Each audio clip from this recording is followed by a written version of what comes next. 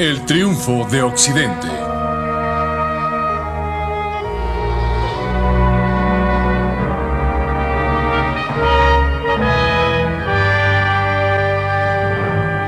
Una mirada a la historia mundial.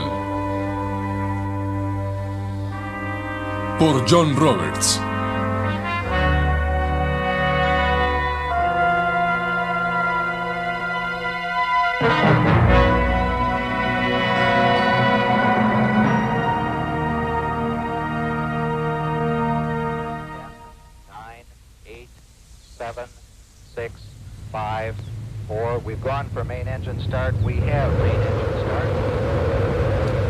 El hombre se lanza a viajes de descubrimiento por varias razones. Frecuentemente esas razones son muy prácticas. El prestigio internacional o la autoestima nacional son parte de estas razones. La curiosidad desinteresada juega una parte mínima en la búsqueda del conocimiento como lo creemos. Hoy presentamos la era de la exploración.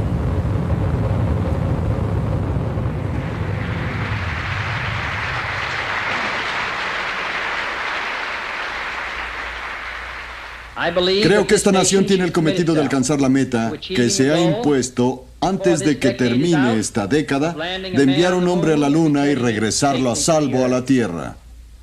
Y ningún proyecto espacial de este tiempo será más importante o más impresionante para la raza humana en toda la amplia exploración del espacio. Y nada será más difícil o más caro de cumplir. Eso se dijo en 1961. Y 8 años después se cumplió. El proyecto Apolo fue el primer gran clímax de una nueva era de descubrimientos, la era de la historia espacial. El Apolo estuvo basado en un gran plinto, nada menos que con todo el conocimiento científico y tecnológico del ser humano de esa época, y sus raíces psicológicas fueron profundas también. Más profundas que las esperanzas de ganar militar o económicamente, más profundas aún que el orgullo nacional. Llegaron a tener un punto de vista específico del universo. Al igual que una actitud ante eso, lo vieron como algo que tenía que ser explorado, conquistado, controlado por el ser humano. Hace unos 400 o 500 años, otra gran era de la exploración, la de los océanos, se llevó a cabo. Algunos de sus exploradores navegaron desde aquí, la ciudad de Sevilla, en los bancos del río Guadalquivir al sur de España. Esta es una de las más grandes ciudades de España que lleva la estampa de la Reconquista, con una catedral que podría bien rivalizar con la de San Pedro, y muchas construcciones que recuerdan su espléndido pasado islámico. La era de la exploración y esos exploradores son conmemorados en una pintura que está en Sevilla, donde está hoy. En ella están algunos de los grandes capitanes como el mismo Colón. Unos dicen que están reunidos bajo los brazos protectores de la Virgen de los Navegantes. Para cuando esta pintura fue hecha, los viajes de esos hombres y de muchos otros habían por primera vez unificado al mundo. Lo hicieron uno. Y al hacer eso, transformaron la mente del hombre. Unos 20 años o más después de la muerte de Colón, un barco llegó aquí a Sevilla después de navegar alrededor del mundo. Muchas embarcaciones salieron durante miles de años antes de que esto sucediera. ¿Por qué sucedió? ¿Y por qué fueron los europeos los que hicieron que sucediera? Los chinos sabían bien el arte de la navegación mucho antes que los europeos. Sabían cómo hacer mapas con un sistema especial. Sus grandes juncos flotantes, probablemente las embarcaciones más grandes del mundo de esa época, pudieron navegar hacia el este de África y el Golfo Pérsico, y aún así no fueron los líderes en la era de la exploración. Cierto es que los emperadores Ming dieron la espalda a esa posibilidad, dejaron de construir tales embarcaciones y los patios chinos perdieron la habilidad para hacerlos. Los árabes fueron grandes viajeros.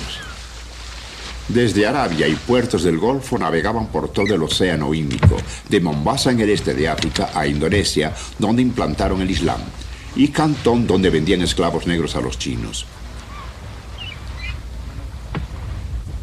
Así como sus maestros navegantes les enseñaron, los árabes tampoco entraron en la era de los descubrimientos.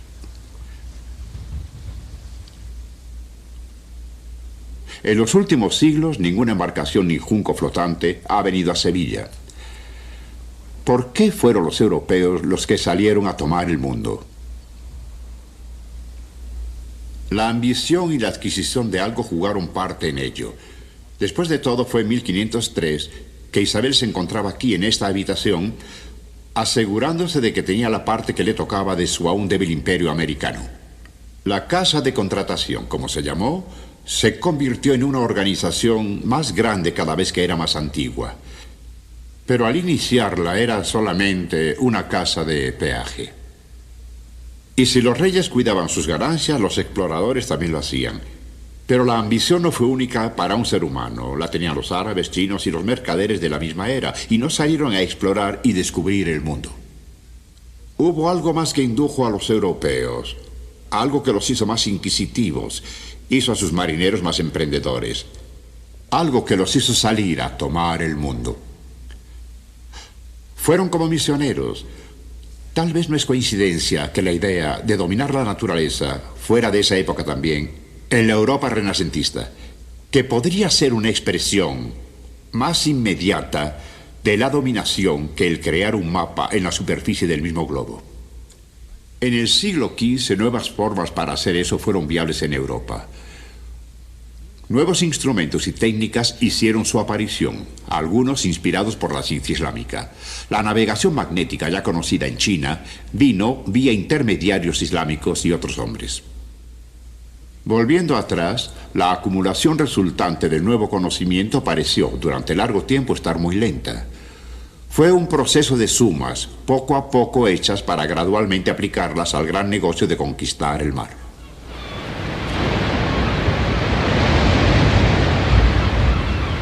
Pero ese proceso fue constante y el nuevo conocimiento empezó a acumularse más y más rápido.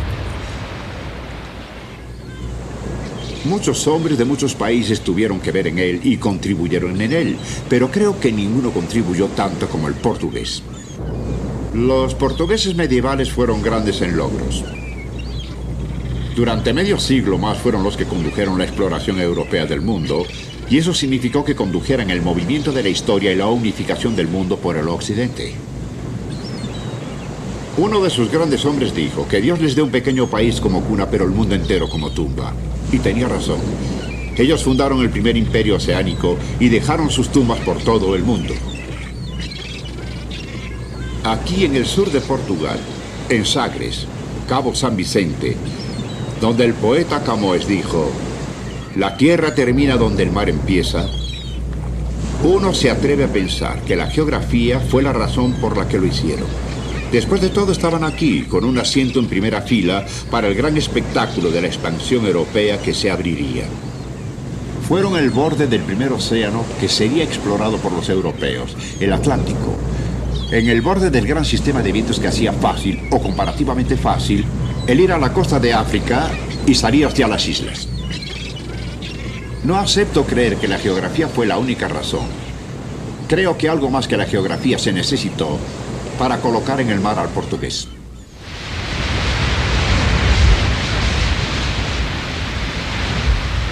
Fue en 1430 cuando una embarcación pasó a Cabo Bogador en la costa africana, a menos de 1000 millas al sur de aquí. Hasta entonces se creía que más allá el mar hervía y los hombres se volvían negros en el sol.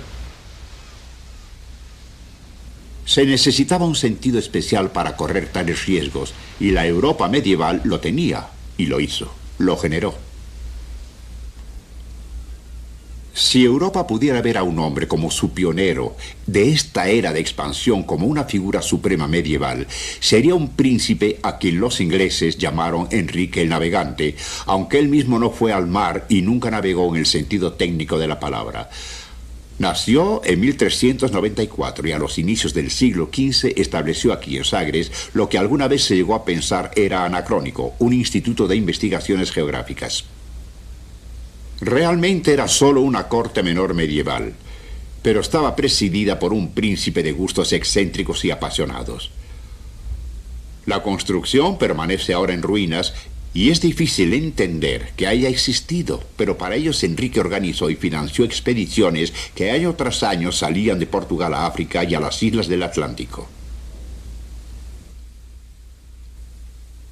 Las expediciones que él envió pudieron haber precedido el movimiento que serviría para construir los grandes imperios coloniales y desplegar a la gente europea por todo el mundo.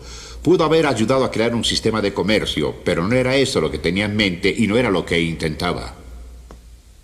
Era un hombre medieval, y tenemos que partir de eso, porque significa que era un cristiano. Por eso una iglesia es el lugar apropiado para hablar de él. Esta iglesia tiene una relación especial con él. Es la capilla de un monasterio en Tomar, el cual fue el cuartel de una orden de caballería, la Orden de Cristo, de la cual él fue el guía, y eso fue muy importante, porque así podía cobrar los réditos de la orden para financiar sus expediciones. Fue de alguna forma una figura monacal, austera, y sus biógrafos dicen que nunca tomó bebidas embriagantes desde que se abstuvo en su juventud. Que era casto. No solo nunca se casó, nunca tuvo escándalo alguno de faldas en su carrera. Eso no es común en un príncipe medieval. Era un hombre fiel a su ideal de caballería y cruzada, quien vio el propósito de la vida en la glorificación de Dios y la victoria del honor. Fue el tercer hijo del rey de Portugal y por lo tanto era improbable que sucediera al trono. Sin embargo, se comportó como un príncipe cristiano debía serlo. Era soldado en las expediciones en contra de los moros en el norte de África y fue nombrado caballero en el campo de batalla, llevando con él un fragmento de la Cruz del Valor que se lo dio su madre inglesa. La influencia de ese ambiente nunca lo dejó. Y así, las raíces de la era de exploración recaen en un suelo extrañamente antiguo. Ni Enrique, ni ninguno de sus contemporáneos sintieron que el umbral de la expansión mundial estuviera ante ellos. Sin embargo, pensaban que el mundo debería, si acaso, llegar a un fin en poco tiempo. Los hombres medievales creyeron en la mortalidad y en la trascendencia de este mundo, en la putrefacción humana detrás de sus eternos monumentos y tumbas. Así, cuando las cruzadas y reconquistas llegaron, pudieron salir a luchar por grandes causas.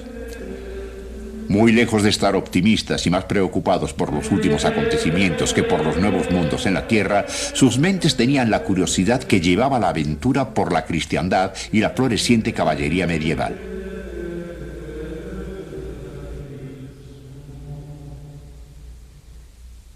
Caballería y cristiandad. Son ideas que no dicen mucho a la mente moderna, pero que fueron el contexto de sus grandes expediciones. Esperaba convertir a los musulmanes, conquistar sus tierras, tal vez hacer contacto con ese legendario rey cristiano de Asia o África, Prester John.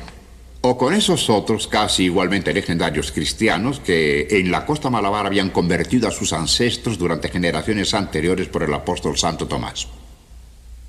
Quería encontrar nuevas naciones cristianas en ultramar. En Madeira, por ejemplo, no solo plantó las vides por las que debemos estarle agradecidos, sino también colonos cristianos. Y todo fue hecho en el contexto de un gran ideal. De ganar el honor y glorificar a Dios, un ideal apropiado para un hombre que fuera honrado por sus parientes ingleses con el premio de la Orden de El Garter, el más grande honor que podían entregar. Estos fueron los motivos complejos, los motivos de una mente medieval que descansan detrás de esa tumba de exterior reservado y que ayudaron a los compatriotas de Enrique a llegar a ser la primera gran nación exploradora de la historia moderna. Esa historia moderna que, aunque él no lo sabía, había hecho que existiera. Con justicia, después de su muerte, su cuerpo fue traído aquí, a la abadía de Batalla, para reposar, rodeado de sus parientes, en el estado que merece todo príncipe de la Edad Media. Ya que Enrique manejó la empresa portuguesa como lo hizo, condujo a Europa a una nueva era histórica y a un futuro que perteneció a Europa y a ninguna otra civilización. Este ambiente explica por qué la economía nunca fue toda la historia. A una búsqueda de oro y las posibilidades del mercado de especias exóticas que profundamente movieron a los marinos portugueses, llegaron a ser el contexto ideológico de la cruzada. Actualmente aún podemos ver navegando a las embarcaciones tal que son lo último en la evolución de la forma. Las embarcaciones en las que los portugueses llegaron lentamente a las costas africanas no tienen comparación. Un diseño nuevo, la carabela, fue de gran importancia en esos viajes. Navegar con velas latinas fue originalmente hecho en el este del Mediterráneo, y con las nuevas velas delanteras de Subopré, la carabela podía ser manejada más fácilmente que las viejas tinas medievales. Las carabelas podían navegar en las costas africanas y luego entraron al Atlántico para tomar los vientos favorables para el largo camino a casa. Eran lo suficientemente pequeñas para entrar a las bocas de los ríos en la búsqueda de oro y el comercio.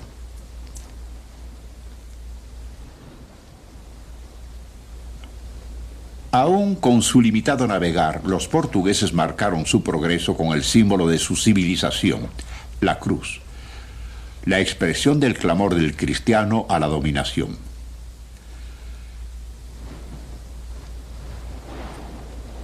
En 1460, cuando Enrique murió, los portugueses habían llegado hasta la Sierra Leona. Para entonces, también pareció que los viajes estuvieran en su ruta. Un viaje exitoso podía producir una ganancia neta. Tal vez, comerciando con Asia, eliminó al Islam cuando derrocó al bizantino, que pudo ser reemplazado. Después de la muerte de Enrique, el Ecuador se cruzó. En 1485 el Congo fue descubierto. Para entonces, metas aún más grandiosas estaban a la vista. 2 años más tarde, en 1487, 2 expediciones portuguesas, una por tierra y la otra por mar, llegaron hasta la India. La marítima era comandada por Bartolomé Díaz. Rodeó el Cabo de Buena Esperanza, el primer capitán que hacía eso, pero su tripulación se amotinó unas cuantas millas más adelante y tuvo que volver. Pero quedaba claro entonces que un viaje directo a la India era posible. En 1497, 4 naves salieron de Portugal con Vasco de Gama. Después de rodear el Cabo de Buena Esperanza, navegó hacia la costa este de África. Así entró a la esfera del comercio árabe que dominaba puertos como Mombasa y Malindi. Los intrusos no fueron bienvenidos. Sin embargo, de Gama consiguió un piloto local con cuya ayuda navegó por el Océano Índico. En mayo de 1498 ancló en Calicut, en la costa de Malabar, de India. Habían llegado, como dijera la tripulación de Gama, para buscar cristianos y especias. Sus naves, por primera vez, trajeron a la civilización europea el contacto directo con la civilización de Asia, sus misterios y maravillas.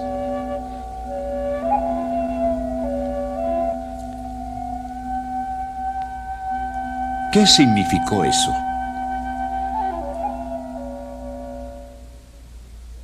En primer lugar, significó el inicio de un imperio portugués de 100 años o más. Una época espléndida y exitosa en la cual Lisboa sería el foco del comercio asiático en Europa, el centro del primer imperio oceánico. Lisboa fue durante décadas la Venecia atlántica, unida al océano que le trajo su riqueza.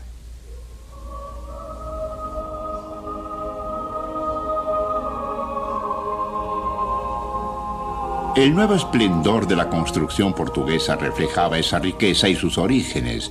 Barrenaron, escarbaron en piedra, cables, anclas alusivas a los viajes marítimos y al comercio en tierras extrañas. Un rey portugués adoptó la esfera anillada como su emblema heráldico y tomó el título de Señor de Guinea y de la conquista de la navegación y comercio de India, Etiopía, Arabia y Persia.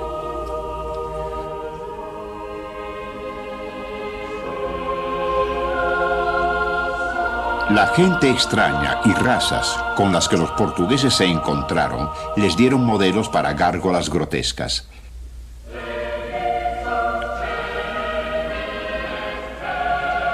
En el monasterio jerónita de Lisboa había tales imágenes colocadas en las tumbas suntuosas de los portugueses como la del gran explorador de Gama, cuyo viaje había sido la culminación de un siglo de esfuerzos.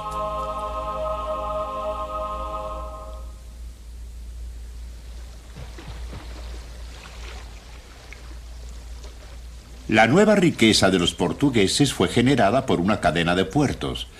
El primer eslabón de ella corrió a lo largo del límite del vasto continente inexplorado de África.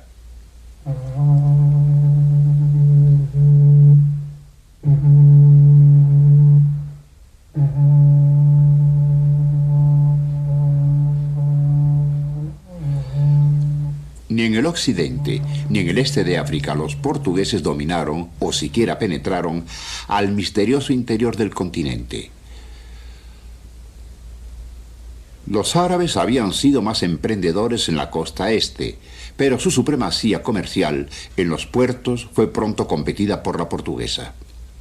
Sin embargo, más allá de la costa, los portugueses no querían ir. Maestros del mar no gustaban de la jungla.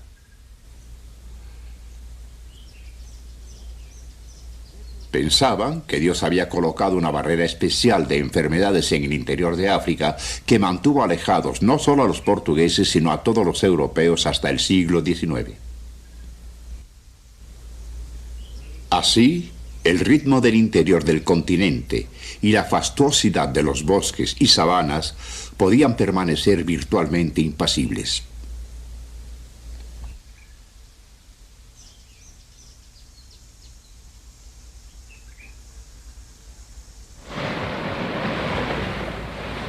En la costa era diferente. Las estaciones de África Occidental tenían que mantenerse para el comercio, malsanas como eran. Los puertos del este de África, Mombasa era el más importante, fueron grandes centros del comercio. Fueron mercados que estaban dominados por los árabes hasta que los portugueses llegaron. A ellos acudía gente de todos lados del Océano Índico.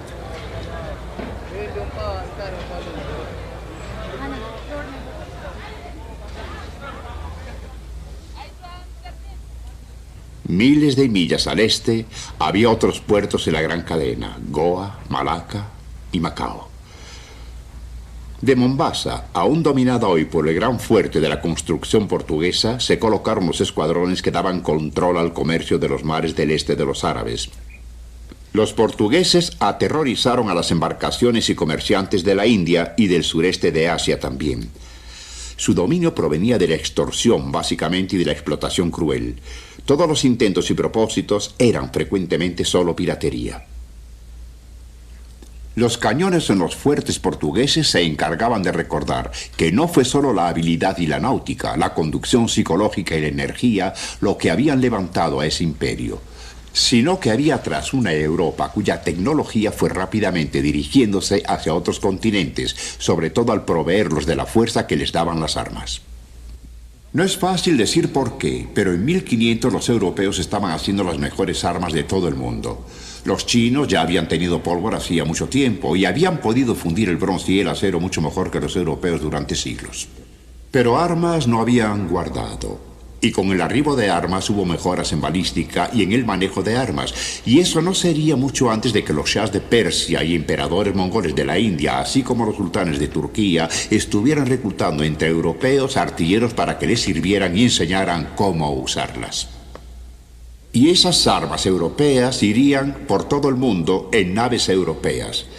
Naves que en casi una generación hubieran crecido de pequeños cascos a grandes plataformas flotantes de artillería que ofrecerían la preponderancia de los números que estaban en contra de los europeos y que también podrían reforzar enormemente su confianza. También las armas y naves ayudaron a empujar a Europa en la carrera por el poder y la riqueza.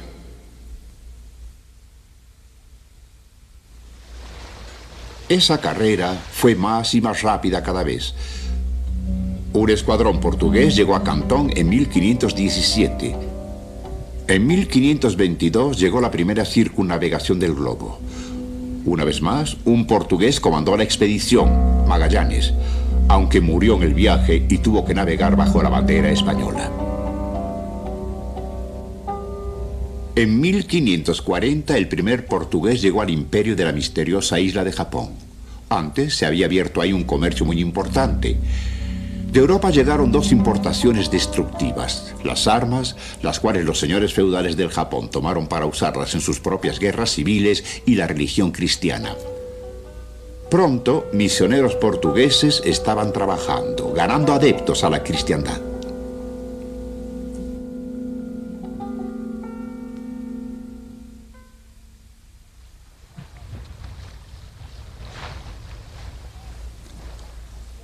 Los cambios que llegaron con esta empresa global fueron en varias cosas.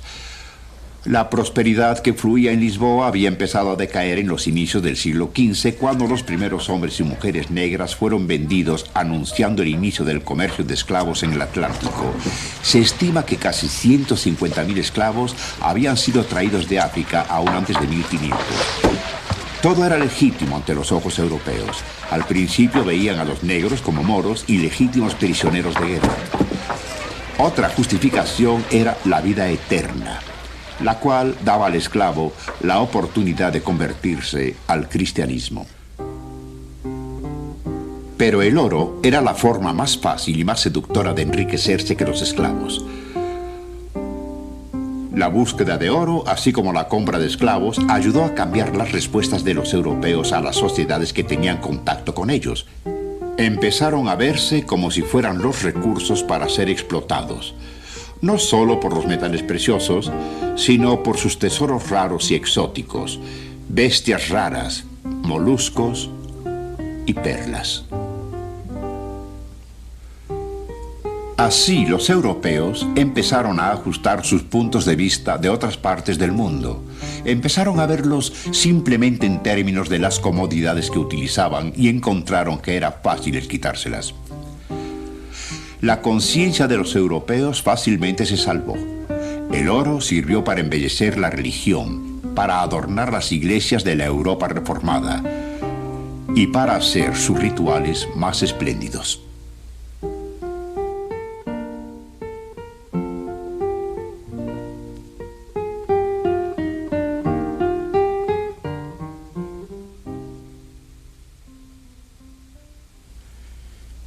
Mientras tanto, Europa estaba empezando a cambiar otras culturas también.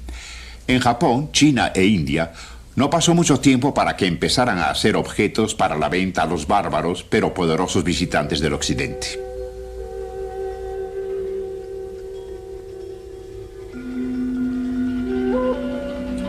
Los portugueses en África Occidental eran observados por aquellos de los cuales habían salido. Los artesanos del bronce de Benín los consideraban una amenaza y muy poderosos. Sus armas fueron notorias también. Y amenazantes y poderosos entraron en esta bodega de sal de marfil hecha por un portugués en África Occidental en el siglo XVI.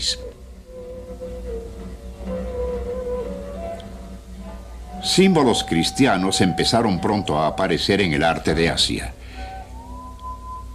En sus posesiones, los portugueses eran sutiles prosélitos y la expresión de la enseñanza cristiana en el arte local estaba adherida a la conversión.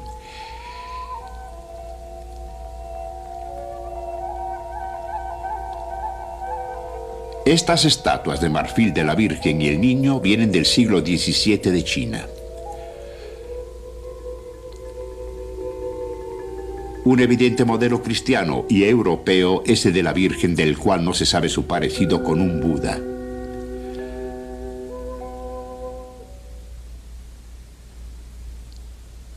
Señales como esta anunciaban el inicio de los cambios que llevarían siglos el sucederse. La cultura también tuvo su lado áspero.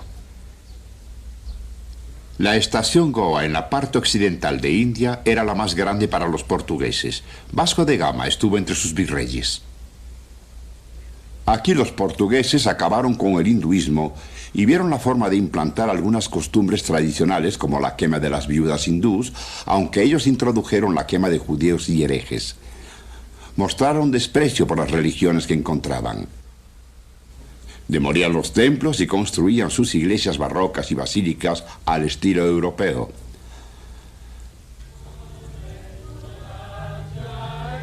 Una consecuencia es que Goa es un sólido lugar católico romano en la India.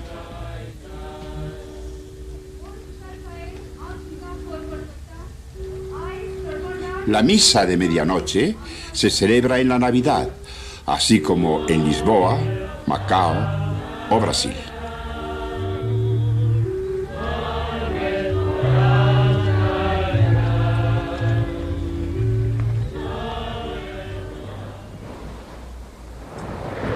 En el este, los portugueses fueron pioneros. Señalaron el camino a holandeses, ingleses y franceses que los seguirían. En el occidente, sin embargo, ellos no fueron los únicos en ir. Había otra nación que tomó las riendas del cruce del Atlántico y así cambiaron el punto de vista europeo hacia el mundo. En un aspecto, los grandes viajes portugueses de exploración fueron como tratar de llegar al espacio en los 60. Cada uno de ellos estuvo pleno de conocimientos en lo que sus predecesores habían hecho, y tal vez es por eso que cada uno parece ser más sorprendente que aquel que se llevó a cabo anteriormente. El glamour, de hecho, siempre ha ido de la mano en la era de la exploración en cada viaje, bajo diferente bandera, no la portuguesa, sino la castellana, y en un hemisferio diferente. Se dijo que había sido aquí, en este monasterio de la Rábida, en los bancos del río Tinto, donde Colón fue persuadido por Abbot para que volviera y presionara a los reyes católicos de España a que le dieran su ayuda para su extraordinario proyecto de navegar por el Atlántico al oeste para encontrar Asia. Si eso no hubiera sucedido, solo podríamos recordar el año de 1492 por la toma de Granada y no por el descubrimiento de América. Mentalmente, Colón, supongo, pudo decir que nunca la descubrió porque hasta el día de su muerte, lo que juró haber encontrado fue unas islas en Asia. El nombre de Indias Occidentales conmemora este día. Pero no pasó mucho tiempo cuando otras personas se percataron de lo que en realidad había sucedido. 2 años después de su primer viaje, en 1494, alguien dijo y usó por primera vez la palabra Nuevo Mundo y la aplicó a sus descubrimientos. 11 años más tarde, la frase Nuevo Mundo era usada como título de una serie de viajes a un continente que no tenía nombre. El escritor se llamó Américo Vespucio y pronto su nombre sería famoso. Se le dio a los nuevos mundos que había visitado y cuyo descubrimiento se inició con Colón. El nombre de América estaría junto a África y Asia y un día a Australasia. Todos estos nombres dados por los europeos a las otras partes del mundo no fueron usados por sus propios habitantes.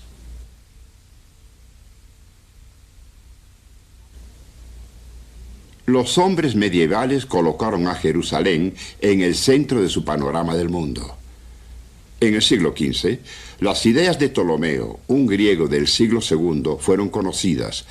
Su noción de la forma del mundo persuadió a Colón, por ejemplo, para navegar al oeste en lugar de llegar a Asia. Los grandes descubrimientos llegaron a conmover a Ptolomeo, aun y cuando en los primeros grandes viajes el mundo se parecía mucho más al de hace 50 años. La nueva geografía iba pronto a hacer eso imposible, y en tanto llegó ese conocimiento, tuvo que ser tratado por hombres prácticos y tuvo que ser usado por ellos, ser procesado por ellos y nuevos mapas fueron hechos, y como todos los mapas nuevos llevaban consigo información geográfica. Los mapas siempre la llevan, son ficción, trabajos de la imaginación, son traslaciones a un medio diferente, de algo que queremos usar, dar una ojeada. Y así llevan más que solo un dato científico. Lo que esos mapas dieron a los hombres fue una nueva forma de imaginar el mundo y eso fue muy importante, porque el mundo es la fotografía que tenemos de nuestra mente, así como lo que es objetivo en ella.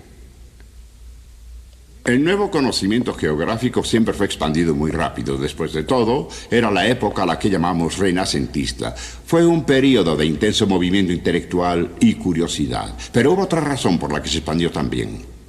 La era del descubrimiento fue también la que vio los inicios de la impresión europea. Fue en 1459 cuando Gutenberg imprimió su primera Biblia. Pronto se crearon tratados geográficos, mapas y hasta atlas que salieron de las prensas. Eso significó que el conocimiento geográfico se volvió menos profesional, se expandió más hombres tenían acceso a él. Justo en el momento en que más europeos intentaban llegar a dar un salto físico o político en el globo, así más y más intentaron dar un salto intelectual en todo ello, y algunos de ellos partieron de eso para intentar dar un salto intelectual en el sistema del cual formaban parte ya, el sistema de las esferas que ellos creían los circundaban. Las esferas implicaban un problema para los marinos. Era impráctico para navegar el llevar un globo al mar. Pero ¿cómo sería posible el representar un globo en una superficie plana que sea tan fiel y legítimo sin que se distorsione? El problema fue resuelto por Gerhard Kramer, al que recordamos como Mercader. Básicamente cambió el globo a un cilindro, cortó el cilindro de un lado, lo desenrolló. Así se tenía una reja de líneas de latitud y longitud que siempre dirían en dónde se encuentra uno con referencia a los polos. Fue un gran hallazgo, aun cuando no sirve a todos los propósitos, aún se usa la proyección de Mercader. Y no solo fue de importancia práctica. La proyección de Mercader también ayudó a reforzar en las mentes de los europeos una cierta forma de ver al mundo. Solían agrupar el mundo en superficies de tierra con Europa al centro. Teóricamente, los europeos pudieron aprender a visualizar un mapa centrado en China, digamos, o en México, pero no lo hicieron. Porque encontraron conveniente imprimir un mapa de esa forma, Mercader ayudó a su civilización a tomar lo que podríamos decir ahora un punto de vista eurocéntrico del mundo.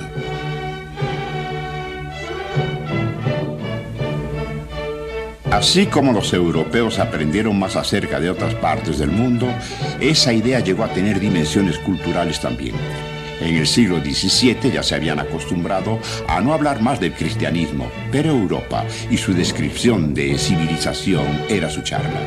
Empezaron a sentir que su nivel cultural, al igual que sus logros religiosos, los hacían superiores a los demás y a las demás partes del mundo.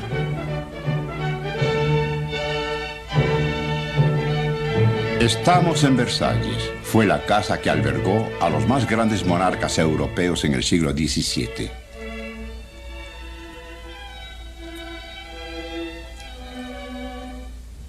En aquel entonces había un clérigo que era predicador de la corte, que escribió un libro acerca de la historia del mundo, el cual ilustraba la actitud de la época muy bien. En 1670, el obispo Bossuet fue nombrado tutor del heredero al trono francés y para su alumno escribió un libro llamado Un discurso sobre historia universal. A pesar de ese título tan fastuoso, la historia de la mayoría del mundo no se trata en él. Bossuet enfocó todo en la Europa cristiana y en el ambiente clásico judío que la rodeaba. Escribió, así como predicaba, al padre real de su alumno, Luis XIV, y su corte, acerca de los reyes de Israel y los emperadores de Roma. Pero nada acerca del imperio chino de hace 2000 años. Sin duda Luis XIV convino en eso. Era, después de todo, llamado el Rey Sol, el más poderoso regidor en el mundo cristiano, a cuyo alrededor los demás reyes giraban como planetas alrededor del Sol. La psicología del eurocentrismo tiene una larga historia.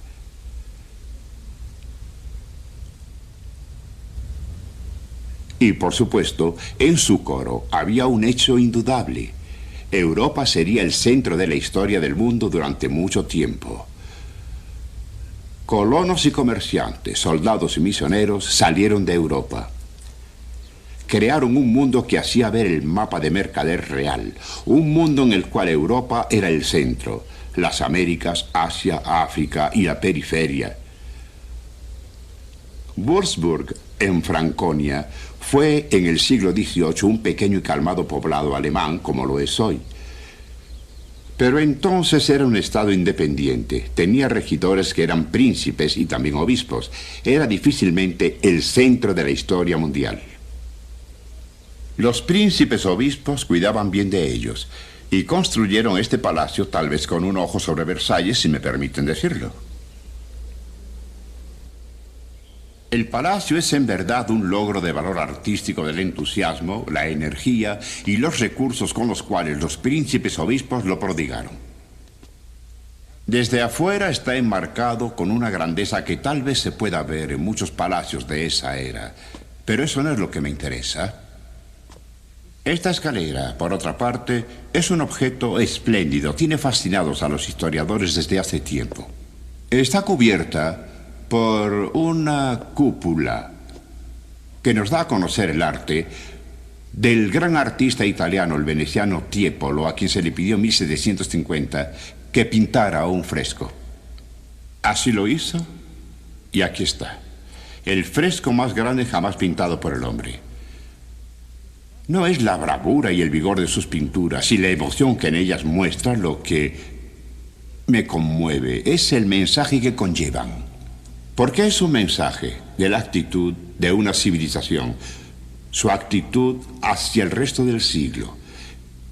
Es el punto de vista que los europeos tenían hacia las demás personas del mundo.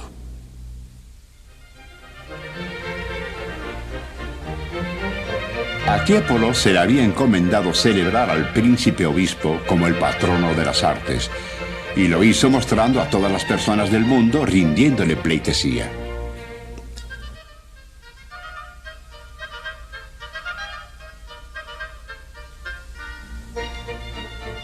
América, por ejemplo, usando los penachos adecuados, está acompañada por un lagarto.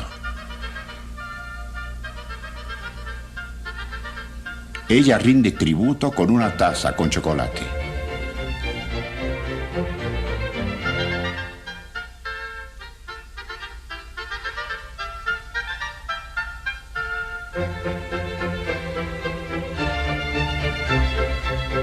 Asia tiene, por un capricho geográfico, las pirámides del antiguo Egipto.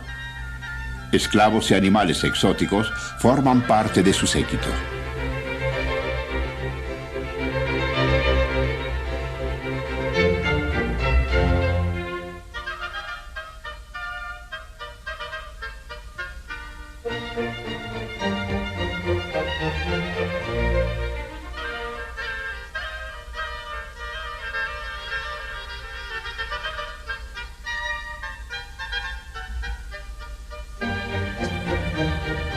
Apropiadamente, África ofrece bienes a los mercaderes europeos. Está representada como una princesa negra, viendo como su hermana Asia hacía la gloria del príncipe obispo.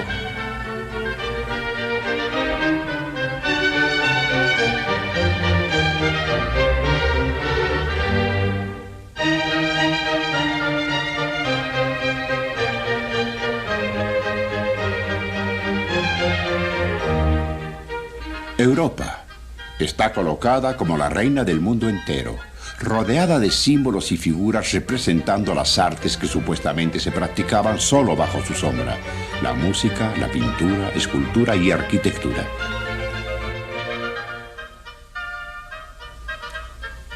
Y a su lado está la doncella que esmeradamente pinta el globo de rojo.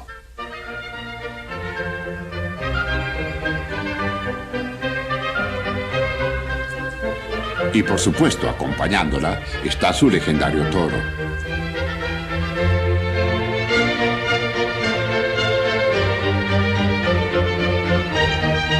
Y todo esto fue hecho por la gloria de un eclesiástico menor, cuyo retrato está cubierto arriba por una figura alegórica de la fama en el clímax de la composición. Es espléndida y es absurda. El príncipe obispo y Tiepolo estaban, creo yo, solo haciendo explícito algo que era muy difundido ya en la cultura de esa época. En el siglo XVIII los europeos encontraron muy difícil el tener un punto de vista del resto del mundo, excepto uno que lo hacía ver como bárbaro, tributario, servil e inferior. De hecho, muy parecido a la forma como los chinos lo han visto durante siglos. Pero tal vez los europeos tengan más excusa.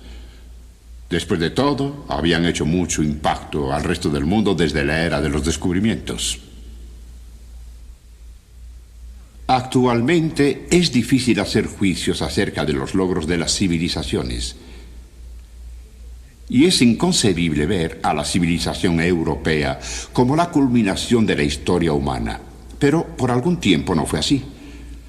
Durante mucho tiempo fue posible soñar el sueño de una civilización mundial concebida puramente en términos de la civilización del Occidente. La mentalidad de los hombres ha cambiado al respecto, y nada muestra más claro este hecho que la misma era de la exploración. Viendo hacia atrás, parece asombroso cómo el hombre ha cambiado tan rápidamente. Hacia el año 1000, muchos europeos pensaron que el mundo llegaría a un fin. Era una predicción precipitada.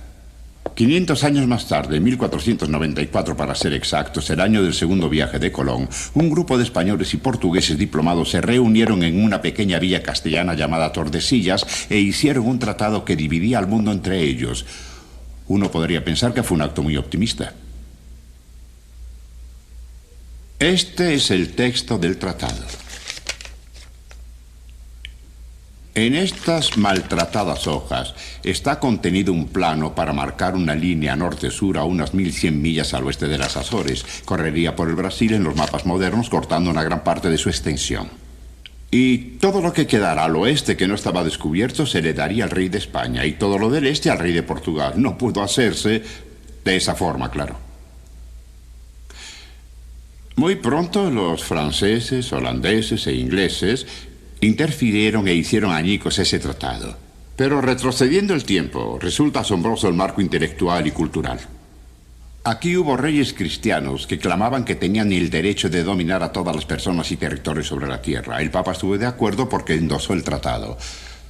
Aquí estuvieron los europeos, en una época cuando ni siquiera habían navegado por el mundo, diciendo que tenían el derecho de apropiarse de todos los lugares y personas no conocidas aún en la faz del globo.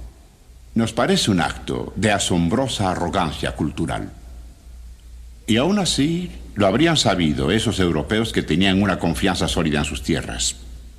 4/5 partes del mundo están cubiertas de agua, ya que los europeos tenían los recursos técnicos, intelectuales y morales para dominar casi todo, excepto una pequeña parte de este Mediterráneo. Fueron de hecho imparables en el mar. Y los siguientes 4 siglos lo mostrarán. Y aquellos siglos mostrarán algo más acerca de la psicología de toda la civilización. Una firme y creciente confianza de que los europeos no solo fueron física y culturalmente imparables, sino irresistibles. Esa historia estaba de su lado, la de que podían rehacer el mundo a su propia imagen.